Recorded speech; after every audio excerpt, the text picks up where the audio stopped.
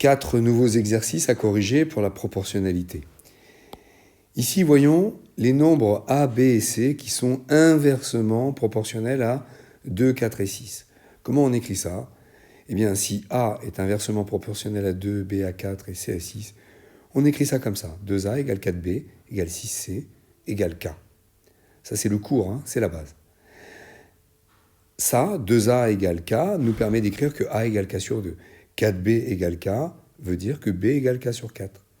Et ici, 6c égale k, c égale k sur 6. Dans cette égalité qu'on nous donne, 3a plus 2b moins c égale 44, on va remplacer a par k sur 2, b par k sur 4 et c par k sur 6. Ça nous fait cette addition ici. On a 2k sur 4. On va donc simplifier par 2 en haut et en bas. Comme ça, on aura k sur 2 ici, k sur 2 ici et k sur 6. Pour mettre le même dénominateur, il nous suffira d'appliquer un coefficient 3 ici et un coefficient 3 ici. Ça nous donne, au lieu de 3k sur 2, ça nous donne 9k sur 6. Au lieu de k sur 2, on a ici 3k sur 6 et moins k sur 6 égale 44. On a le même dénominateur, on peut additionner les k. On a 11k sur 6 égale 44. On va faire le produit en croix, 6 fois 44 divisé par 11. Ici, on ne calcule pas, encore une fois, on simplifie. 44 et 11, 44 c'est 4 fois 11. Et 6 fois 4, 24. Une fois qu'on a trouvé la valeur de k, on va pouvoir calculer la valeur de b, puisqu'ici, b égale k sur 4, b égale k sur 4. Donc k c'est 24, 24 sur 4, ça fait 6. Ici, on a x et y plus 1 qui sont en proportionnalité inverse. Et x et z moins 1 qui sont en proportionnalité directe. Donc là, on a une proportionnalité composée avec inverse et direct. Et le point commun que j'ai entre ces deux proportionnalités, le point commun, c'est x. C'est pour ça que je vais le placer au milieu du tableau. Je mets x entre y plus 1 et z moins 1. Comme ça, je peux montrer que on m'a parlé d'une proportionnalité inverse entre x et y plus 1. Et on m'a parlé d'une proportionnalité directe entre x et z moins 1, x et z moins 1. Maintenant, on me donne ces informations. Quand x égale 6, on a y égale 1 et z égale 2. Alors, quand x est égal à 6, y est égal à 1 et z est égal à 2. Donc je vais remplacer dans mon y plus 1, le y par 1, ça fait 2. Ici, 6 est mis dans x, donc ici dans le tableau, je mets 6. Ici, z a la valeur 2, 2 moins 1, ça fait 1. Maintenant, comment je sais si je place les traits verts de cette façon-là? Ici, on nous parle d'une proportion inverse. Donc, on a un produit direct. Ici, on a une proportion directe. On a un produit en croix. On a vu qu'on va pouvoir suivre le chemin vert 2 fois 6 fois z moins 1 est égal à 12 fois 3 fois 1. 12 fois 3 fois 1. Là, on n'est pas obligé de calculer. 2 fois 6, 12. Ça va se simplifier avec le 12. Donc z moins 1 égale 3. On va faire plus 1 des deux côtés. Z est égal à 4. C'est ce qu'on nous demandait. Calculer z. Si, ah oui, le x égale 3 et y égale 11, pardon, j'ai oublié de le spécifier. Ça nous a permis d'écrire ici le 12 et le 3. C'est-à-dire que quand y égale 11, y égale 11, 11 plus 1, 12. Je n'avais pas commenté cette ligne, désolé. Ici, quand x égale à 3, on met 3. Et là, ici, on ne sait pas, on cherche, donc c'est z-1, on met z-1. Ça, c'était le préambule avant de faire 2 fois 6 fois z-1 et 12 fois 3 fois 1. Dans cet exercice, x et y sont inversement proportionnels à 2 à 3, et z est en proportion directe avec 4. Comment on peut écrire ça? Eh bien, aussi simplement que ça. On a ici une proportion inverse de x et y avec 2 et 3. Donc c'est comme ça qu'on l'écrit. Si ça avait été une proportion directe, on aurait écrit x sur 2. Là, c'est une proportion inverse, on écrit 2 fois x. Donc 2 fois x, 3y égale k. Ici, c'est une proportion directe, on nous dit z est en proportionnalité directe avec 4, ça veut dire que z égale 4k.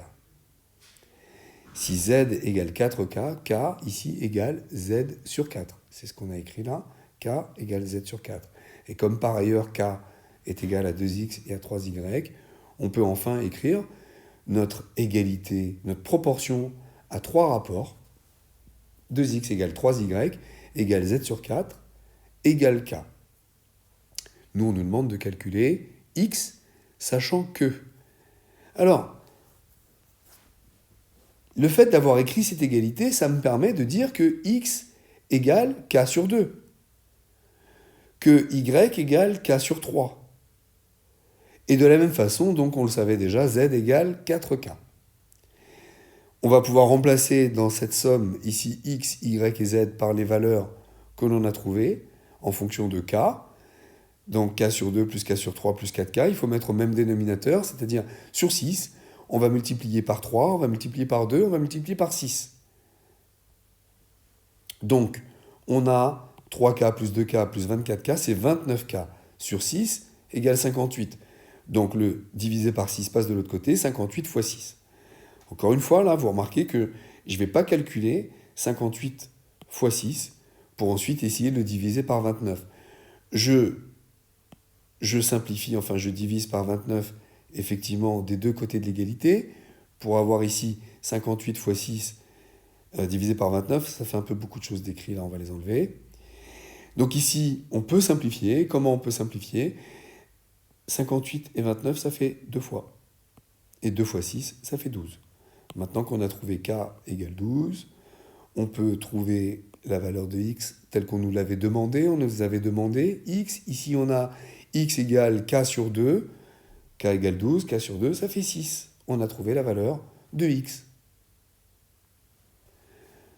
Dans cet exercice, on a 205 € partagés entre 3 enfants dans une proportionnalité inverse de 2 et 3 et une proportionnalité directe de 6.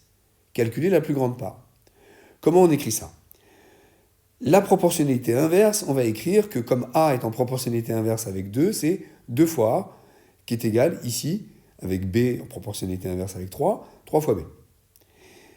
Comme C est en proportion directe avec 6, donc c'est C sur 6. Donc 2A égale 3B égale C sur 6 égale K. Ici, on a bien signifié la proportion directe, et ici, on a bien signifié la proportion inverse. Une fois qu'on a écrit ça, 2A égale K, A égale K sur 2, 3B égale K, B égale K sur 3, et ici, C égale 6K. Quand on nous a demandé de calculer la plus grande part, est-ce que ce sera K divisé par 2 ou K divisé par 3 ? Non, ce sera 6 fois K pour une même valeur de K. 6 fois K sera évidemment beaucoup plus grand. Maintenant, on va traduire effectivement le fait que ce que touche chacun des enfants, A, B et C, ce sera au total 205 €. Donc A plus B plus C, c'est 205. Si je remplace A par K sur 2, B par K sur 3 et C par 6K, on peut faire cette somme en mettant sur le même dénominateur, c'est-à-dire sur 6, en faisant x3 ici, x2 et x6. Donc on se retrouve avec cette somme, 3K plus 2K plus 36K, qui nous font 41K, égale 205 fois 6, 205 fois 6. On va pouvoir diviser par 41 des deux côtés de l'égalité. Et plutôt que de me lancer encore une fois dans un calcul, on va plutôt essayer de voir que ici, 205 et 41, eh bien 205 c'est 5 fois 41. Donc 5 fois 6, ça fait 30. On a trouvé la valeur de K, K égale 30. On nous a demandé de calculer la plus grande part. On a vu que c'était C. C égale 6K. 6 fois 30, 180 €. Donc ça fait quand même une grande part. Hein. 180 € sur les 205 pour le troisième enfant, le C. Voilà pour cette nouvelle série. Rendez-vous dans la prochaine vidéo.